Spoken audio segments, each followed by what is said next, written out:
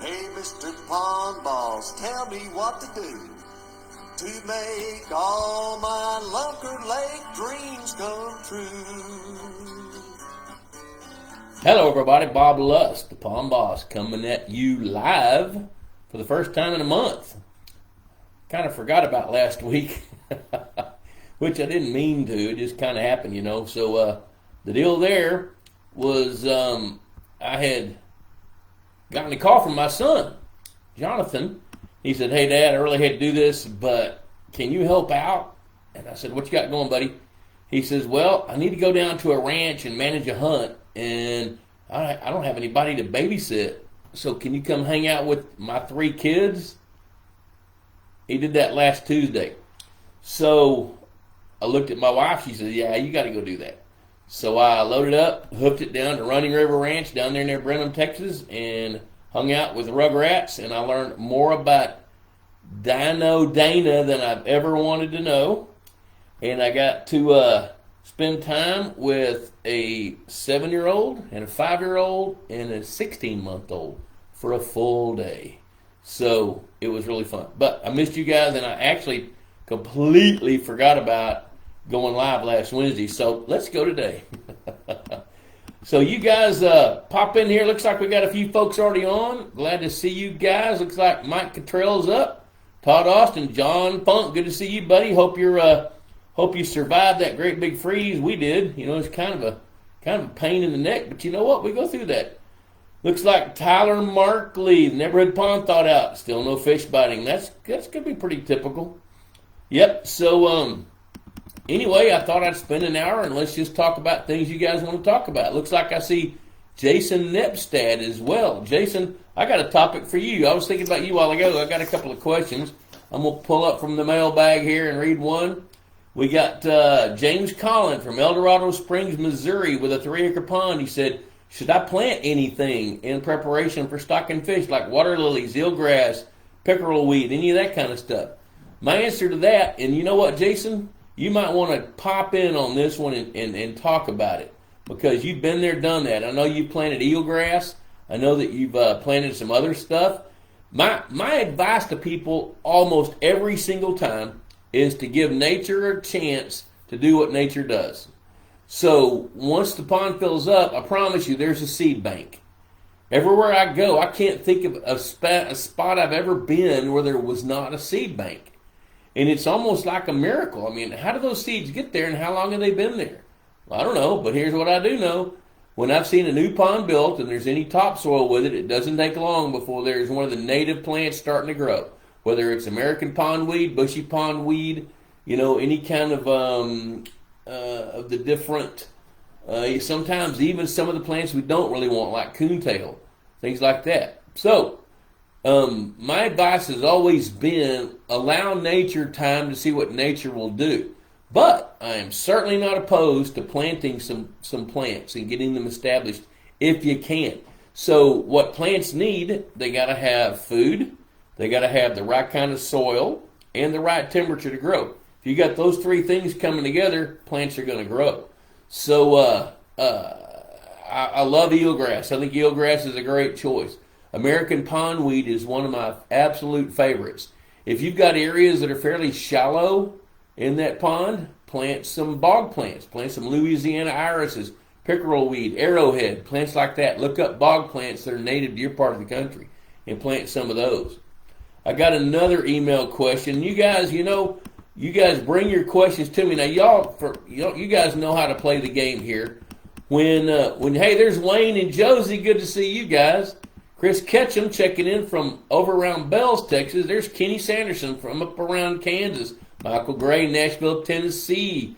Doug Cusick. Eric Kellerman, new pond almost full. Need to research and install overflow pipe. A little bit late to do that, but by golly, I don't know why you can't. Hey, there's Frank James. Hello, Frank. Good to see you. Hey, you guys know the drill. Hashtag Pond Boss Magazine in the comment section. Click like, share this video to your timeline. You're eligible for a drawing for a Pond Boss hat and whatever else Leanne wants to send. And we kind of been out of pocket the last few weeks with holidays and all that, but we're about to get back into that swing. So I'll talk to Leanne and see if we can have a drawing for the next time we come up. There's Tom Davis checking in.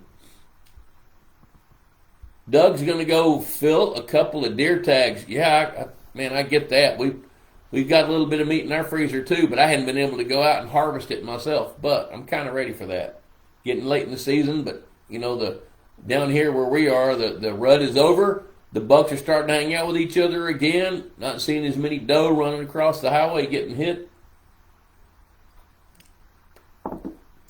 Hey, Fred Bigman's on tonight. Fred, this is not Pappy Van Winkle. Although it would be fun if it was.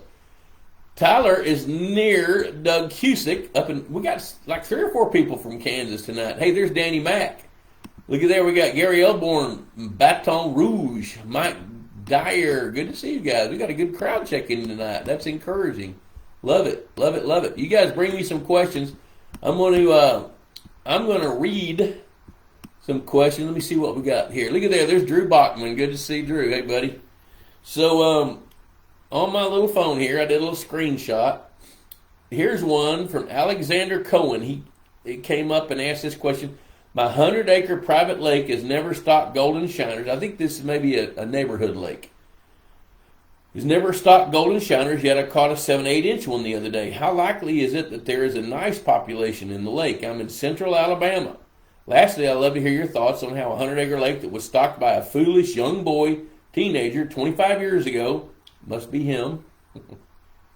How would I guess that? With Cahaba River and Lay Lake spotted bass, can today have a thriving population, all the while not affecting the trophy-sized largemouth catches? Maybe talk on why people can't stock spotted bass. I've never seen a place where you can buy fingerlings. Maybe it does exist. Hello, Terry Dooley, Drew Schmidt, Michael Erickson up there from Iowa.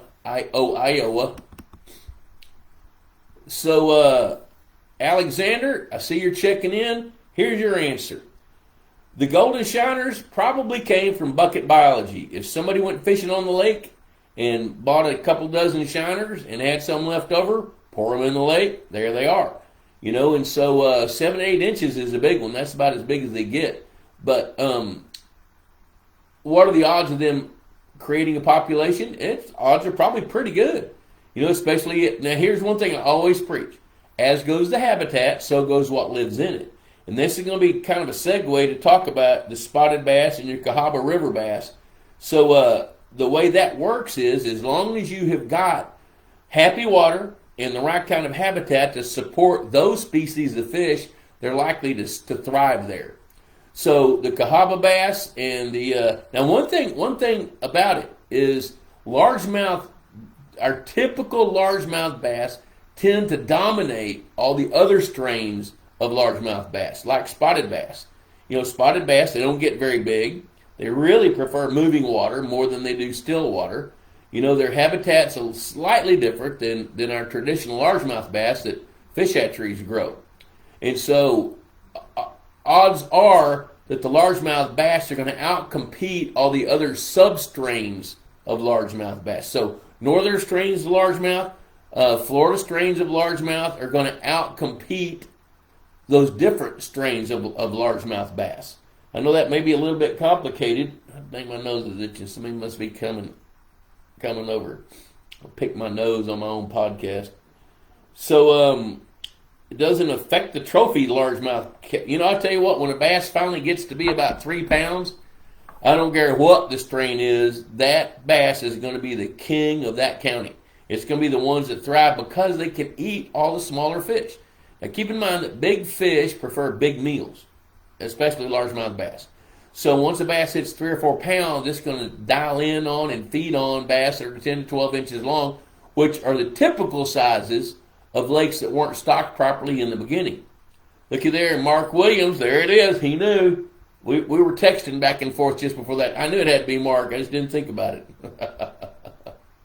Yeah, Charles Harris wants to know. Here's Ron Ardoin. Yeah.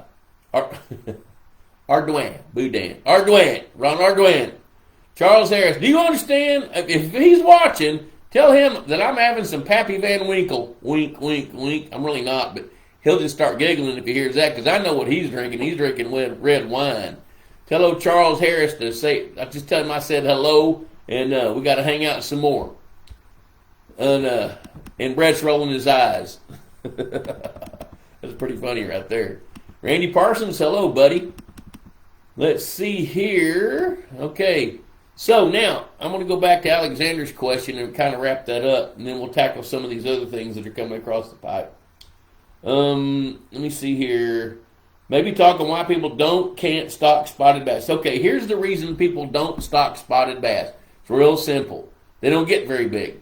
You know, a spotted bass that weighs 4 pounds is about it.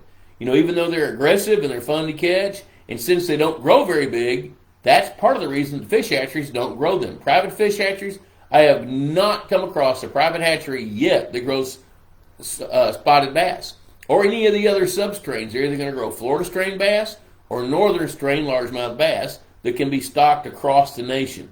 And they do that because there's a bigger demand and a greater profit margin.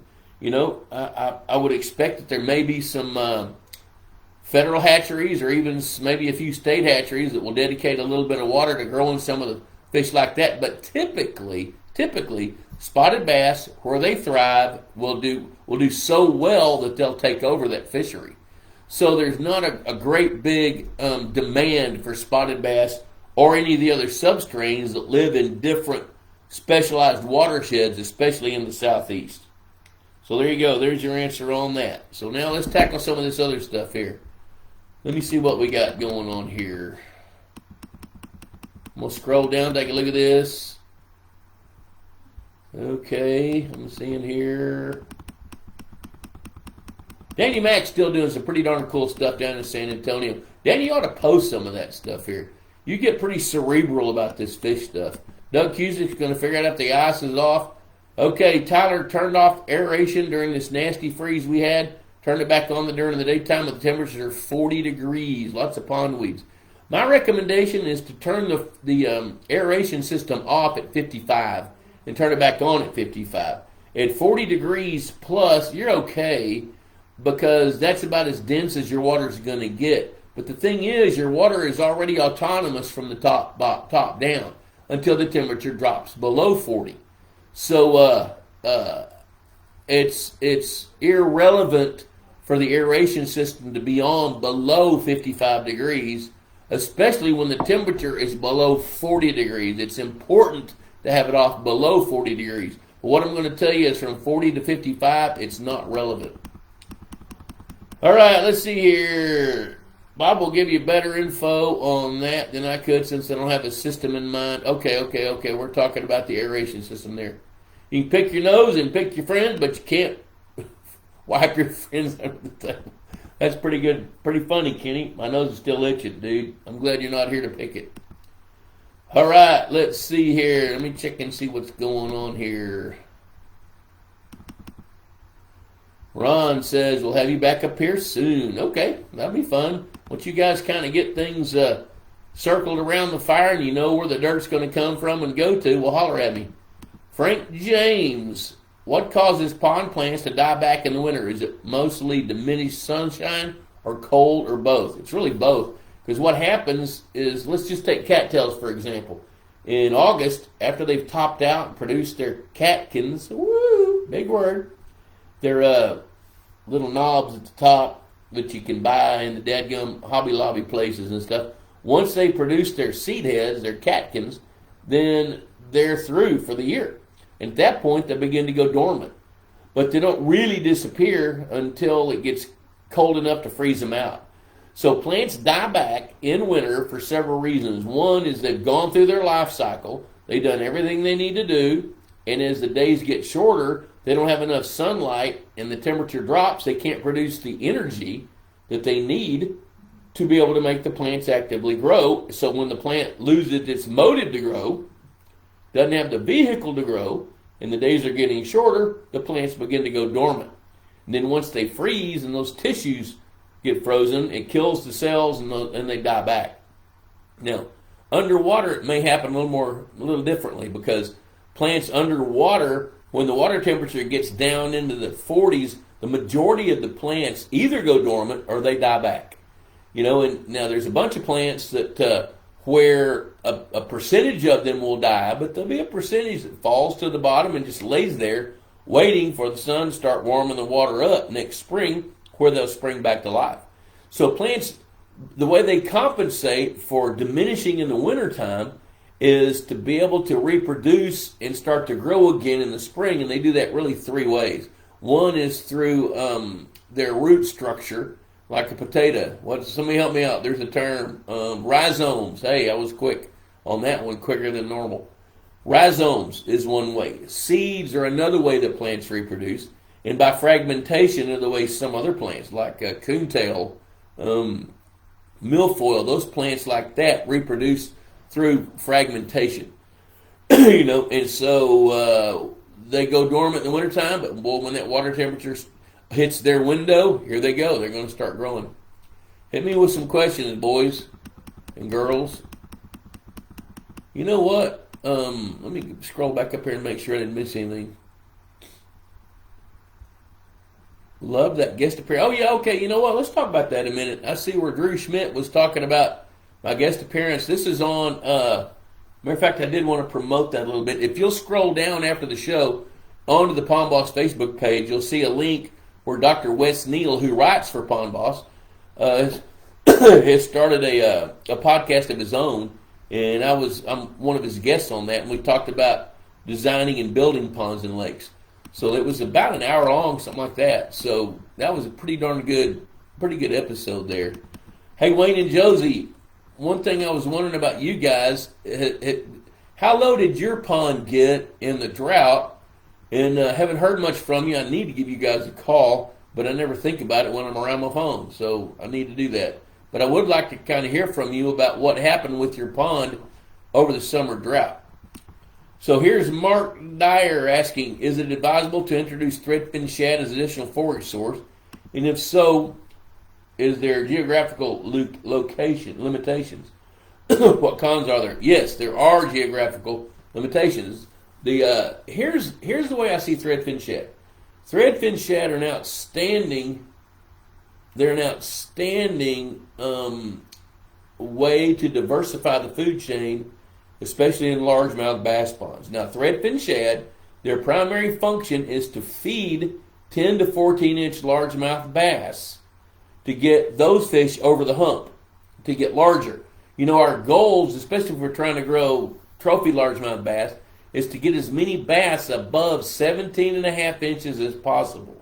Now, you might, if you're taking notes, which I don't know why anybody would do that, 17 and a half inches is the magic number where a bass's mouth is big enough that it can consume the majority of the overstocked bass in any given lake at any given time. So the mission is to get as many of them up to that 17 and a half inches as you can.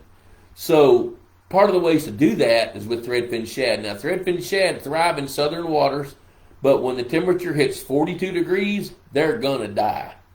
Now, when I lived up along the Red River, I was comfortable stocking threadfin shad south of the Red River, but kind of leery doing it north of the Red River, getting up into Oklahoma, because you get into southern Oklahoma, and I'm going to tell you 3 out of 5 winters, the water's going to get cold enough that those shad are going to die. Well, I had to come to peace with restocking them from time to time. But from their ability to reproduce, their ability to filter feed and eat plankton in the water, and their ability to grow rapidly helped me overcome that obstacle of temperature restrictions.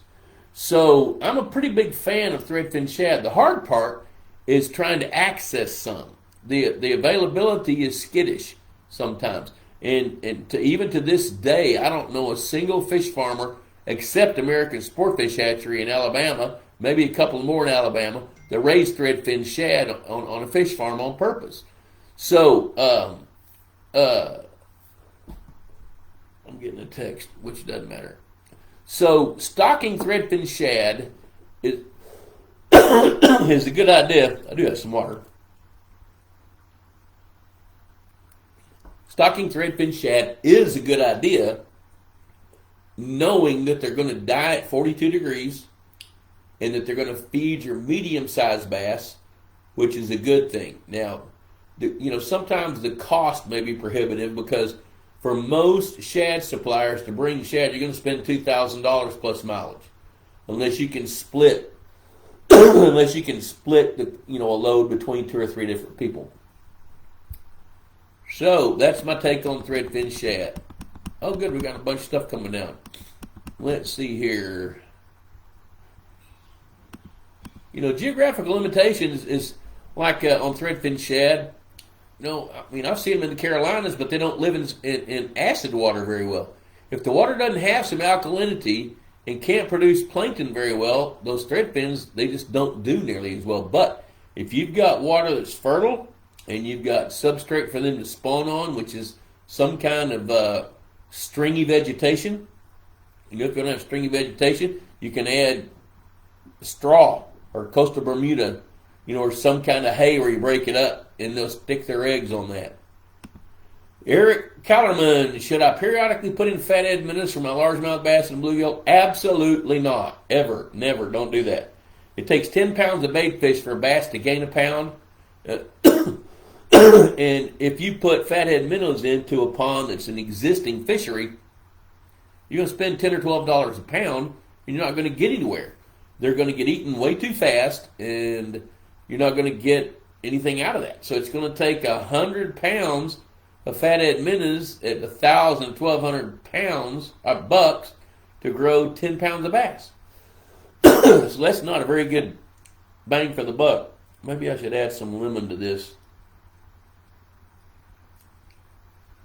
or lower my voice. Quit talking so loud. Haven't talked much in the last month, believe it or not. You guys that have watched this show very often, you know what happens to my throat whenever I start talking, and hadn't been doing that lately. So, no, don't put fathead minnows in. If you got an extra $1,000 to spend it on a feeder and fish food. That's what you need to do. Speaking of feeders, let's talk about some of our sponsors. Texas Hunter Feeders. I got a message from Chris Blood a couple days ago. I haven't had a chance to respond to his email, but he's taking on a new role, and there's going to be a new guy helping take care of customer service along with Cody there at Texas Hunter. But I tell you this, Texas Hunter, I love those guys because not only are the products great, their customer service is great. I can't tell you how many times I've sent an email, got an immediate response. They ship that day if I get the email, get the order before 2 o'clock, and I was talking to a guy a month or so ago who had a timer issue with his feeder. So he called them, they sent him a timer out the next day and didn't bill him for it. So they're really good about standing behind their products, plus giving you ideas and counsel on how to deal with any issues that you come up with, which are pretty rare.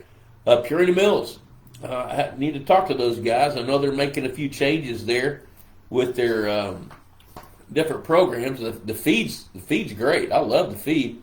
It grows some big fish, and I can testify before you right now that the biggest bluegill I've ever grown and that I've ever seen, held in my hands, were grown on Purina's Aquamax brand of fish foods.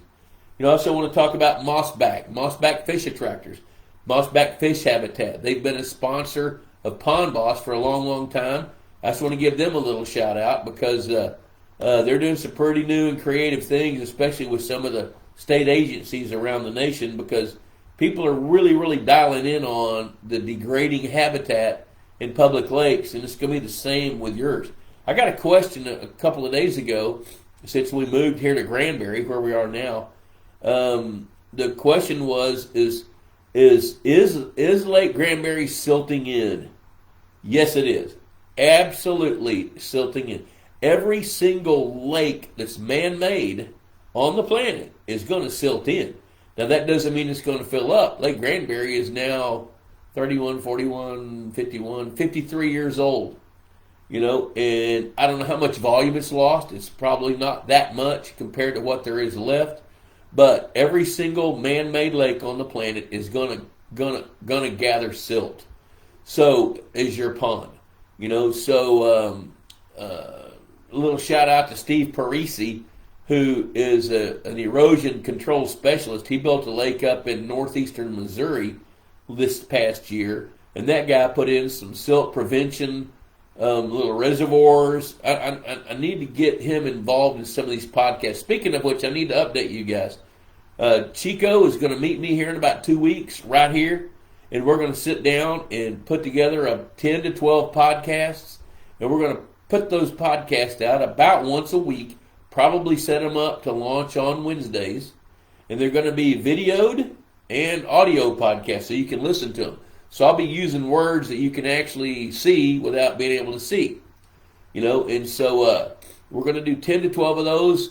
They're going to be topic driven. And they're going to be about anywhere from 20 to 30, maybe 40 minutes long.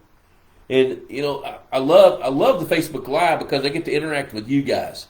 And that's part of the fun of doing this. But I do get a constant amount of feedback from people that say, I love your podcast, but I'd really like to, I don't like having to sit there for an hour to get to the topics. So to help with that, I'm going to do these topic directed podcasts, and I don't know when the first one will be ready, but it'll probably be about 3 or 4 weeks. All right, James Allen from Kentucky. We had 4 inches of rain last week, and there were several dead small shad trapped in the debris. It looked like they were red and bloodied in addition to the saprolegnia fungus. Any comment? Yeah, I do have a comment about that. Here's what happens in the wintertime, especially when we're in the midst of a hard cold snap. Most species of fish don't appreciate rapid drops and rises in temperature. And shad, especially gizzard shad, they're a canary in the coal mine type fish. If anything goes wrong, they're the first ones to show you. And so what happens is when the temperature rises and falls, that's a stressor on all species of fish. When the temperature rises and falls as much as 20 degrees within a week, if it's at, say, 55, then drops to 35, then rises back to 55, that's a stressor on fish. And fish like gizzard shad especially, bluegill to a lesser extent, red ear to a greater extent than bluegills, but lesser than shad, they have a tendency to end up with maybe an internal bacterial infection that manifests itself on the outside of the fish. When that bacterial infection manifests, then a fungus attacks it, and that's the saprolegnia that James is talking about. So what happens is you have a stressor, then the stressor is followed up with whatever the effect of that was, which in a lot of cases is going to be a bacterial infection, especially in the weaker fish. And when that bacterial infection manifests itself on the outside of the fish, then the fungus starts growing on that weak spot, and the fungus is actually what causes the fish to die. Even though that's the end of the life, the beginning of the problem was the stressor, with whatever that stressor was. So that's my comment on that. You know what? I didn't talk about Easy Docks of Texas. David Schneiderman, I don't know if he's on here tonight, but he very often is on here. I love his product, but I also love his attitude about pond management, lake management. Not only does he have docks that are fabricated to fit together and create your own scheme, but he's a true student of pond management. He came to the Lusk Institute of Higher Pondology, which, by the way, we're going to do one of those next spring. After I get the details worked out, I'll let you guys know about that. And Bird Dog, holy cow, Jonathan Lusk, my son, started a company, huntbirddog.com. Go to their social media and go to their website. It's a brilliant idea. And, fathers don't typically brag that much about their sons unless they're a good ball player or something. I got to brag about Jonathan. He's come up with a brilliant idea, and I love it. It's basically the idea is to create an Airbnb or like a VRBO for hunting. So basically what he's done is he's gone out and vetted some ranches, vetted hunters, and they're bringing them together. And working with the ranches this ranch may say, you know what, I don't want anybody on my ranch, but I'll do 3 events. So let's put together 3 events, and then Jonathan goes and finds the hunters to fill those events. And what it does, it helps with the conservation of the ranch. The way it helps with conservation is harvesting surplus animals, and then the hunters get the experience. It might be a father and son that have never hunted before. They've done quite a few of those this fall, got a few more coming up, and then everybody's happy. Jonathan gets paid a little fee. The rancher gets paid his going rate for whatever that experience dictates. It's pretty darn good. Go to huntbirddog.com and check that out. Okay, let's see here. Doug Cusick, did you see those two big 14-plus pound bass caught down in Texas on the same day? Both were released. Yeah, I saw those. That was over at O.H. Ivy. The guy's kind of getting ready for spawning season. If those 14-plus pound bass, if they're that big now, add another pound on those fish later on in the spring before they spawn. Yep, I think that was probably Josh Jones that did that. I did see that, yes.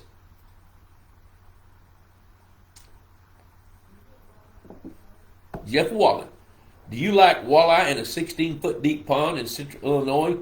Yes, I do, especially if you've got the habitat to support them.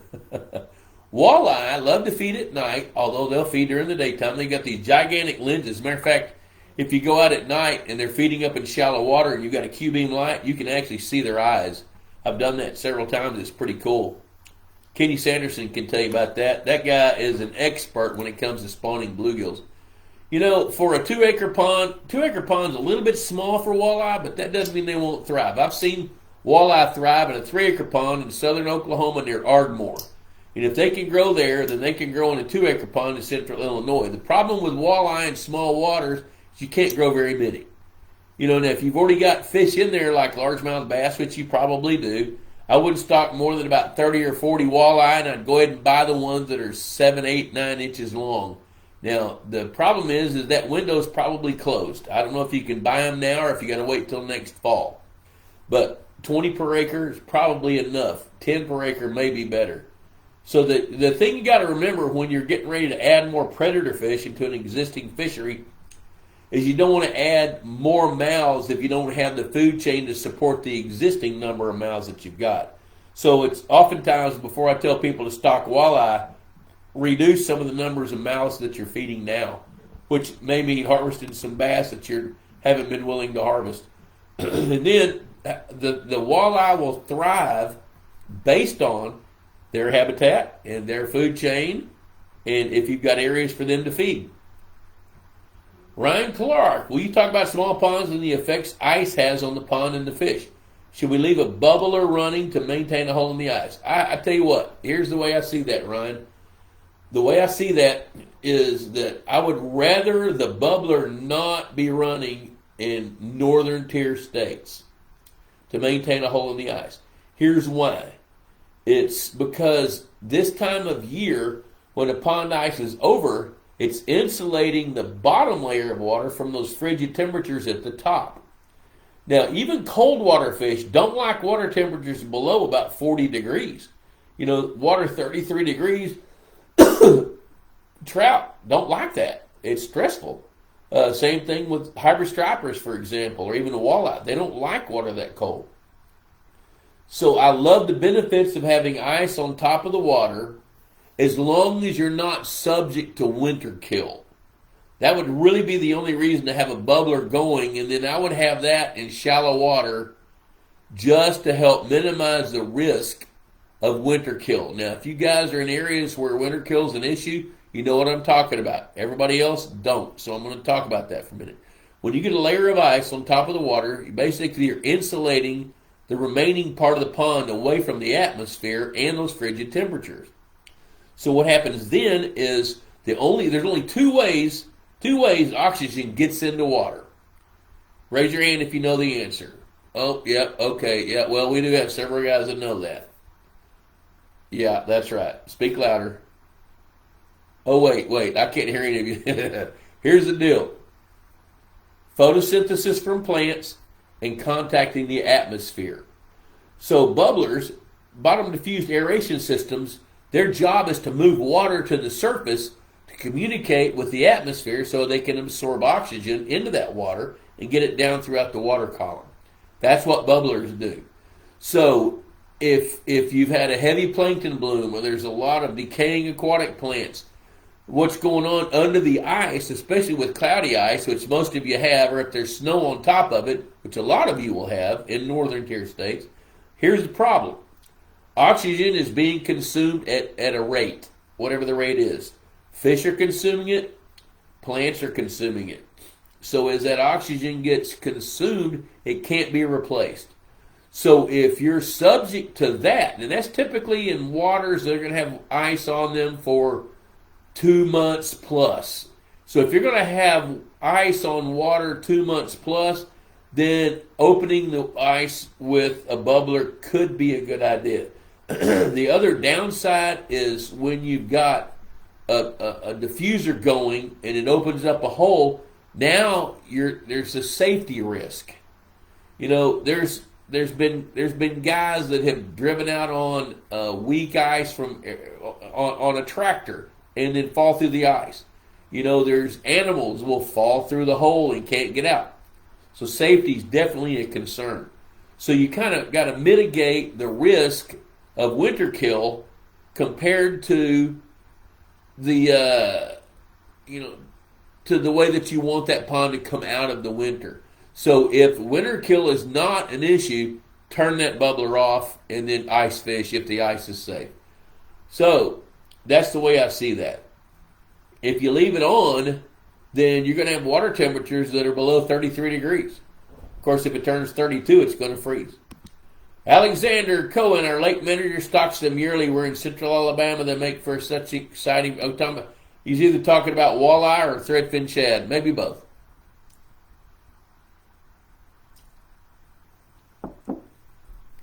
When I get that on my lips, I just got to taste it. Deborah Corlew, we're out here in northwestern Illinois. We took our 9-acre pond down 5 feet in depth. We can almost mow a good portion of the pond bottom.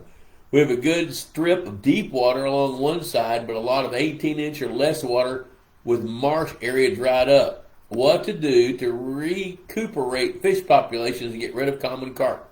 Woo-wee! You know what? I'm going to tell you this. A 9-acre pond, you dropped it 5 feet.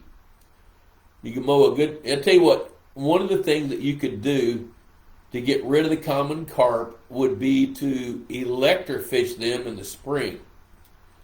Because when it's drawn down that much, an electrofishing boat in the spring can be pretty effective to harvest enough carp to make a difference. Now, they're not going to get all of them, but they could probably get enough of them to make a difference. Now, if you have budget, if you have some dollars to spend, I would take that 18-inch deep water and deepen it and create some peninsulas. I think that would be a great idea. It doesn't cost very much from an earth-moving standpoint, comparatively speaking, to get a bulldozer out there and scoop dirt and build a peninsula. You know, make that peninsula come out 50 feet, whatever, 40 feet, 60 feet. Make it long and narrow. Make it shaped like a golf green, whatever. Create more shoreline, get the depth you need. Then you can add the habitat that you want for the species of fish that you prefer. Now, when you do electrofish the pond, then work with your biologist to figure out, and that's probably where you are in northwest Illinois, man. I'd be calling the Herman brothers, Nate and his crew out there. They're Justin, all those guys. They're really good at this, and they're worker bees. They will come help do this stuff I'm talking about. It may be smart just to reset the whole fishery and start over, but an electrofishing survey will tell you whether you need to do that or not. But I would do that electrofishing survey as soon as it's warm enough there, which is going to be probably early to mid-April in your part of the planet. But I think that would be a good idea. Let's see here. I'm getting a little bit behind. Let me catch up. Dr. Mark Williams, Mountain Home, Arkansas. Recall our conversation about aquatic primrose that during the heat of summer and water was about 2 feet low, you and I discussed whether to kill it or not. I elected to leave it as it provided some nice, right cover and shade in the horrible heat of summer. My thought was let it be. As when the water level fills back up, it will cover the primrose and naturally kill it and save money on chemicals and allow it to provide, as I said, cover, shade, etc. Update is letting nature do its thing worked. As the pond at 4 acres and up to 24 feet deep, the water at full stage covered the primrose and killed her naturally by suffocation. There you go. So basically what's going on with Mark's place is he's got some shallow water. Evaporation caused his lake to drop.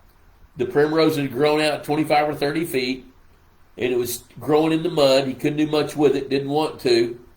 And so then he allowed it to die when the water filled back up, covered it up. Yep. Hey, you're welcome there, Eric. Hello, Chris Blood. Good to see you, buddy. It's kind of an old-fashioned without the old-fashioned. But, dude, every time I make an old-fashioned, I think of you, the times that we spent doing that. That's pretty cool. And I've been away from my computer, away from emails especially. I'm going to respond for what you sent me. Hello, Chuck Brinkman. Let's see here. Mark Williams warning about how powerful the Texas Hunter feeder is. Remember what time it goes off. Do not. I've been in a boat fishing when the Texas Hunter feeder goes off. It's like a machine gun coming right at you with pellets that sting a little bit when they hit. Birdshot. Yep, he's right. Miranda Smith. Will tiger bass thrive 75 miles north of Joplin, Missouri? You know what, Miranda? I think they will. North of Joplin. Yeah, you know what? Yeah, I think tiger bass would do fine there. The question is can you bring them to Missouri? Which, I don't know why you can't.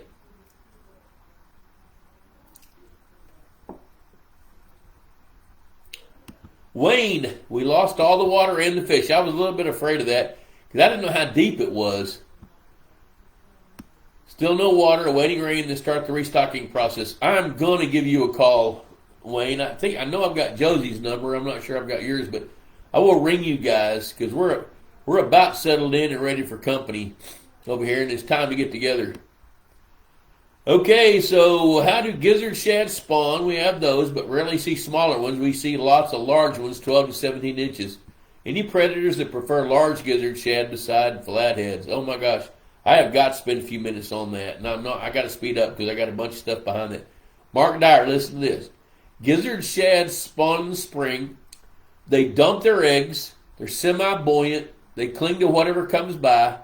And one adult gizzard shad might lay 250,000 eggs. There is no parental care. They just lay the eggs and wish them luck. And maybe they do, maybe they don't. But here's the deal. When gizzard shad, y'all are going to love this if you haven't heard this before. When gizzard shad reach a certain density, and I have seen gizzard shad, I tell you, when I started learning about this was in the 80s. I had a guy call me from East Texas, and he said he had a bunch of gizzard shad collecting around his dock of his 15-acre lake. And he wanted to get rid of them because they were all too big. So, smarty pants me in my 20s, I thought, you know what, I can go catch those shad.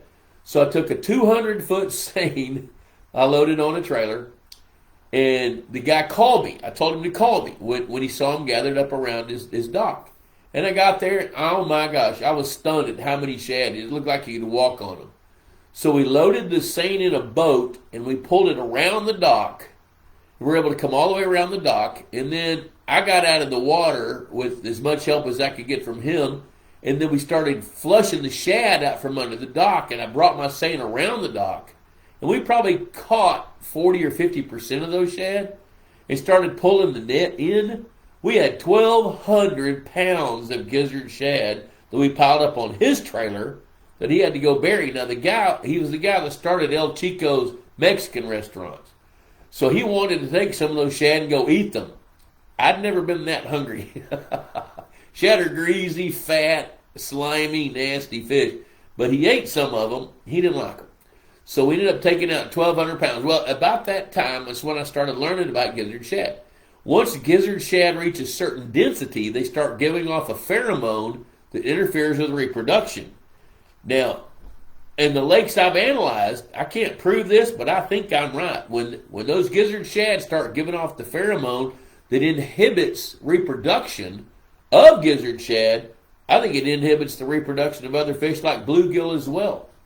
Now, that particular lake was also full of yellow bass, which we took some of those out as well. Those are considered a trash fish in well-managed fishing lakes.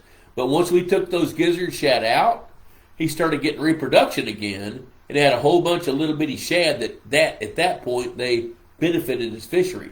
Now, the way nature deals with it is nature will kill off the weakest big shad in a cold front like we had about 2 weeks ago. So, yep. So where I'm going with that, Mark Dyer, is your shad population may be to the point where it's dense enough that they're not reproducing.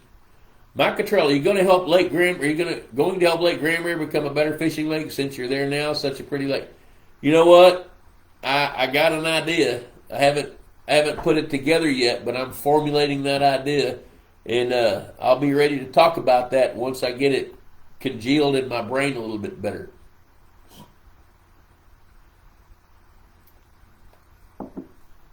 Mike Cook, Boy Scouts from North Cadillac.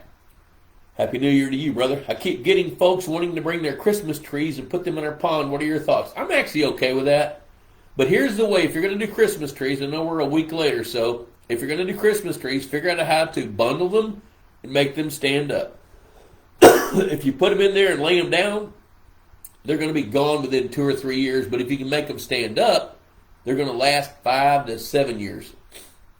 Alexander, can you talk about the best place to put Xmas trees with it being seasonal and all? Flats, channels, ledges, dams, only after others have their questions answered if you have time. Look at you. Listen to me. Okay, so here's what I'm going to tell you. Christmas trees degrade rapidly, so the needles are going to be gone within about 3 or 4 months. The small twigs are going to be gone within about 18 months. The medium-sized twigs are gone by year 3. And by year 5, you've got the biggest limbs in the trunk left. By year 8, you've got the trunk and maybe the 1/2 to 3/4 inch limbs, and that's it. So they last no more than about 7 or 8 years. Now, there's empirical research that's been done on that. So I'm not just talking about my experience, although my experience is exactly the same. Now, the other thing is, if you got a 6-foot Christmas tree, bundle 4 or 5 of them together, put them in 5-gallon buckets of concrete, or anchor them in concrete blocks, but make them stand up. If they're 6 feet tall, put them in 10 feet of water. And bundle 4 or 5 or 6 of them together to where they're maybe 2 or 3 feet or 5 feet apart. But don't just put one here or one over there. Put them on flats. Put them next to creek channels. Creek channels are great if you can hit the creek channel and make the tree stand up. Now, you're talking to a guy that's tried to do that, and I've watched them on the depth finder with side scan. I've watched where I've dropped Christmas trees. They go down looking good, hit the bottom, fall over. Not so good. All right, so Mark Williams, one hit on Texas feeders to avoid any internal moisture condensation. Oh, he puts a trash bag over the top and then replaces the top cover to avoid moisture clumping. That's a great tip. Big Daddy, South Louisiana, the Boudin King, Christopher Aguilar showed up. There he is. J.P. Clayton caught a few nice spots just upstream from your place a few days ago. Water temperature around 50. That's pretty darn warm. The Brazos seems murky for the water temperature and the lack of rain. Is there any active plankton? There is not active plankton. I think part of that, as a matter of fact, I've noticed spots in the river where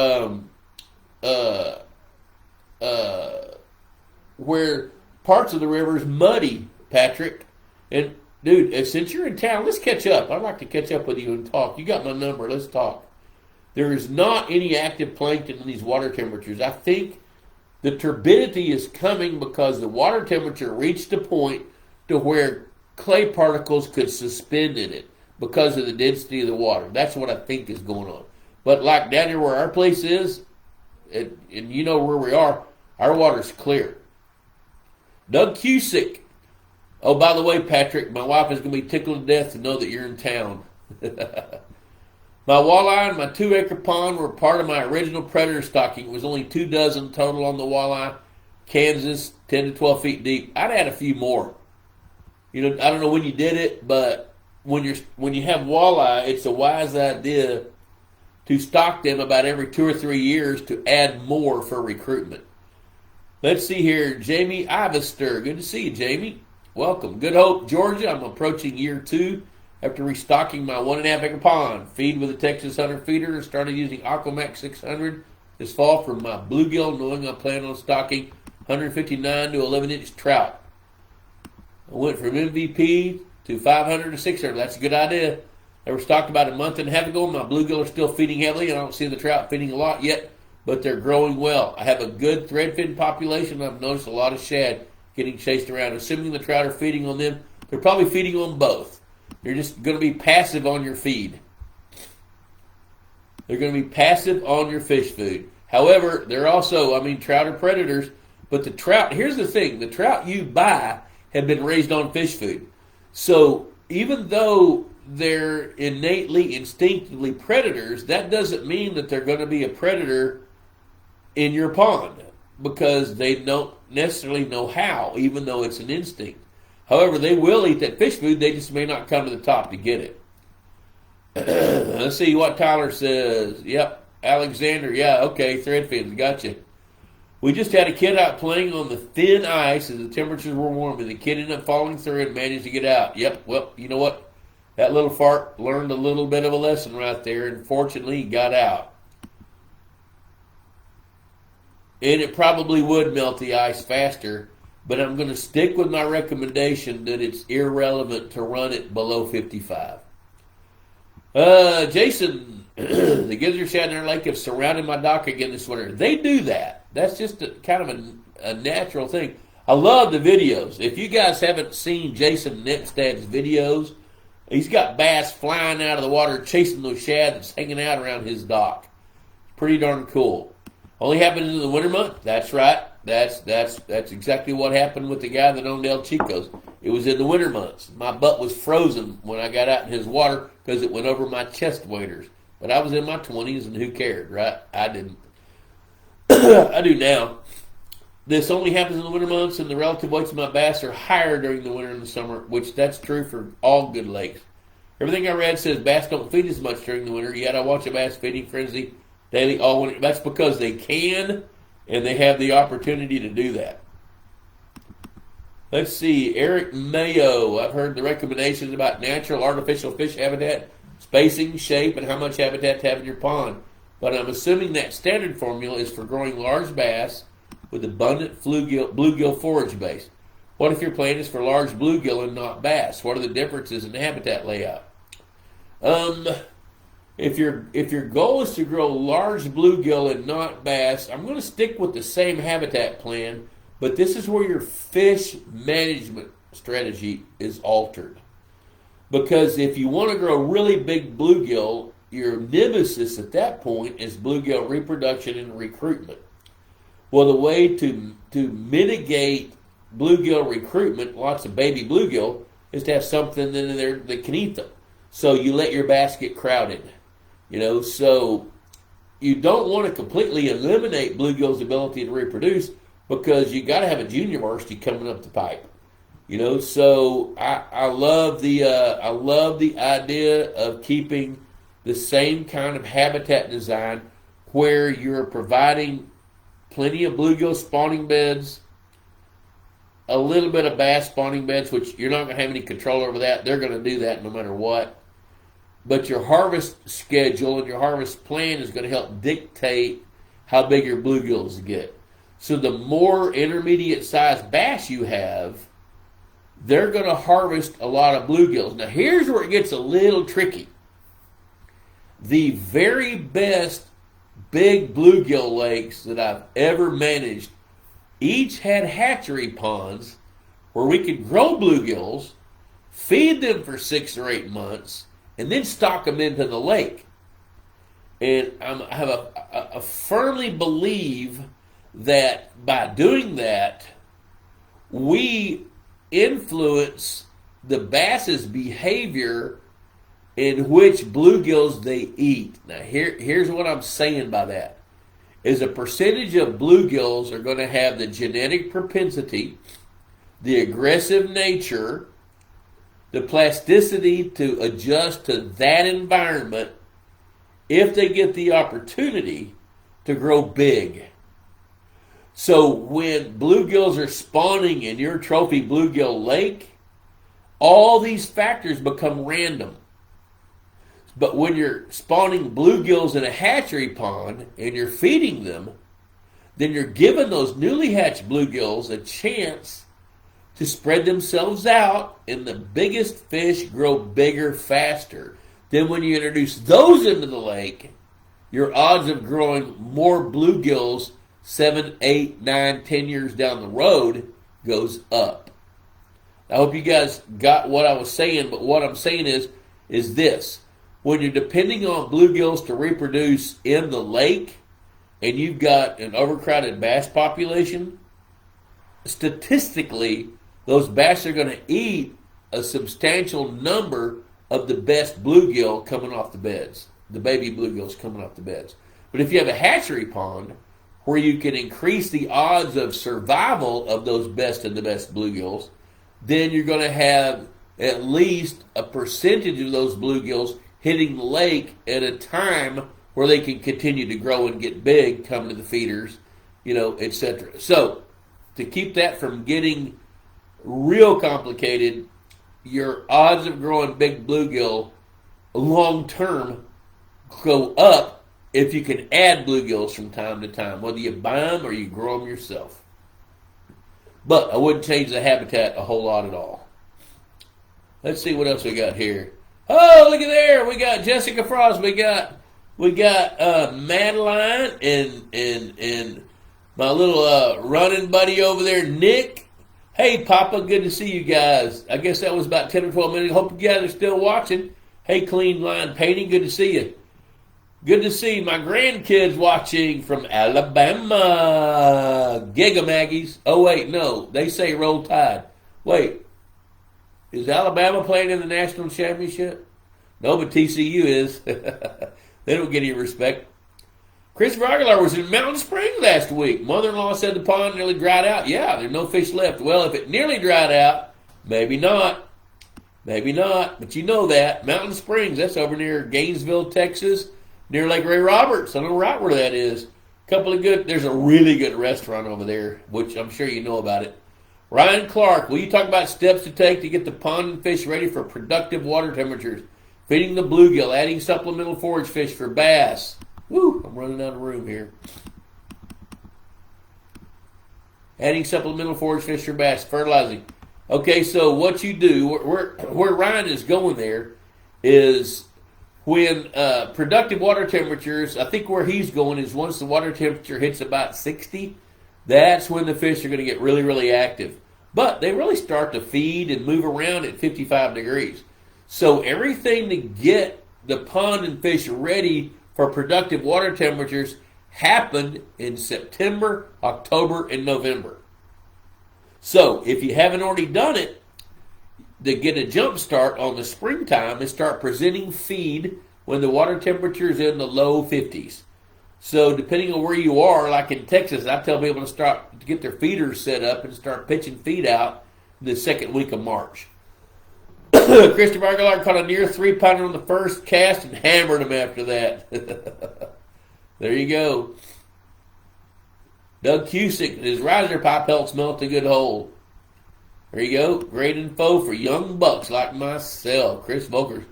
UGA, go Dogs. You know what? Hey, Jamie, I'm going to be thinking about you because I'm going to be watching that game. I have watched TCU. Do not count them out. They've been an underdog all year long, and they have busted their butts in that underdog role, and they should have won the Big 12 championship, but there was a little coaching error toward the end of the game when they should have let old Max Duggan run the ball. I mean, he carried the whole team on his shoulders in that game, and I think if they'd have let him play his game, they would have won that game, but they didn't. However, they did beat Michigan, and Georgia kind of slid by Ohio State. So let's see what's going to happen. That's going to be a fun game to watch. Here's what I think. And I know nothing about college football. I think Georgia's either going to blow them out, or I think TCU is going to beat them in a close game. But let's circle back and talk about that. All right, let's see here. Ian Swinger, did you bring Texas Hunter Feeder in during it? I don't know what you mean by that. Did I bring it in? I talked about it during the show, but I do not bring my Texas Hunter feeders in. What I do is I let them run all winter long. Now, I don't fill them up with feed, but I let them run. Christopher Aguilar is an SEC fan pulling for TCU. I am too. Gary Elborn, planning to enlarge a 2-acre oxbow that has no shallow areas. How much shallow areas should I add to maximize bluegill production? I would create some shelves, Gary. Create some shelves about 3 feet deep. You could do that with a track hoe, or you could do that with a bulldozer blade if there's no water in it. So if you're going to enlarge the oxbow lake, then what you can do is come around on the inside of the oxbow and scrape some shelves. On those shelves, put down some shade cloth, geotech cloth, and put gravel on top of that. So there you go. Well, hey guys, this hour has flown by. Remember, Pond Boss Magazine. Hell, I didn't even show a copy of the magazine. I got one over here somewhere. Here it is, right here. Hey, you remember what I say? $35 a year, cheaper than a Friday night date, and it lasts a year. $35, cheap enough. So you guys subscribe to the magazine. I appreciate hanging out with you. Snapping Turtle Chris Volkers keeps nipping at my bubbler line. Yeah, they'll do that. Well, I don't have a good answer for that. I don't really have a good answer for that unless you've got weighted tubing. They're not going to chew through that, but there's not a good way to beat that unless you put it in a conduit. You know, so if you've got the kind of bubbler line that doesn't sit on the bottom, I just don't know a good answer other than to use the expensive sinking line. So, hey, I really appreciate you guys hanging out with me for a solid hour here. It was lively. It was fun. I enjoyed it. And I didn't even finish this stuff yet, so I'm fixing to do that. So, you know what? I don't know when I'm going to go live again, but you guys pay attention to the Pond Boss Facebook page. I promise to do it once a month. With the amount of feedback I got tonight, we might do it every couple of weeks. We'll see. But once I figure out when I get Chico here in my studio to start working on the podcast, I'll let you guys know that as well. And in the meantime, if you have topics that are interesting to you, send me an email. Just send it to info@pondboss.com, and I'll get that email. And I will seriously consider those topics. But what I'm going to do is go back through 5 years worth of these live videos, look at the ones that have been seen the most, see what the topics were, and that's where I'm going to do my starting topics. So, in the meantime, I do appreciate everybody watching tonight, and just stay alert on this Facebook page, and I'll let you know when we're going to do it again. So, between now and then, after I figure out how to end this video, oh, there it is, end live video. Until next time, adios.